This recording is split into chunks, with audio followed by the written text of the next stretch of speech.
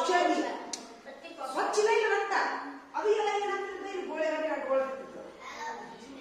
ಅಂಟ್ಕೊಂಡು ಈಗ ರಕ್ತ ಐತಿ ಈ ಗೋಡೆನೂ ಸ್ವಚ್ಛಿಲ್ಲ.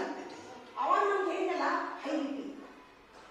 ಇಲ್ಲಿ ಮುಂದೆ ರಕ್ತನ ಹೋಗೋದು ತಲೆ ಗರಂ ಮಾಡಿ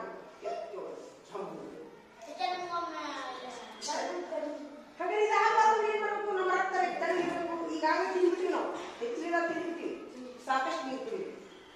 ಈ ಗಜ್ಜರಿ ರಸ, ದಾಳಂಬ್ರಿ ರಸ, ಸ್ಪಿನಿಚ್ ರಸ, ತರಕಾರಿ ರಸ ತಿನ್ಬೇಕು. ಔಷಧನೂ ತಗೋಬೇಕು. ತಗೊಂಡು ನಾವು ಆರಾಮ ಮಾಡಬೇಕು. ಇಷ್ಟೇ. ಬಾಡಿ ಒಳಗೆ ಹೇಳಿಲ್ಲ ಕಫ ಆಗೋದು ನೋಡ್ಕೋಬೇಕು, ವಾತ ಆಗೋದು ನೋಡ್ಕೋಬೇಕು, ಪಿತ್ತ ಆಗೋದು ನೋಡ್ಕೋಬೇಕು. ಈಗ ಹೆಂಗ ಆಹಾರ ಕ್ರಮದಿಂದ ಔಷಧ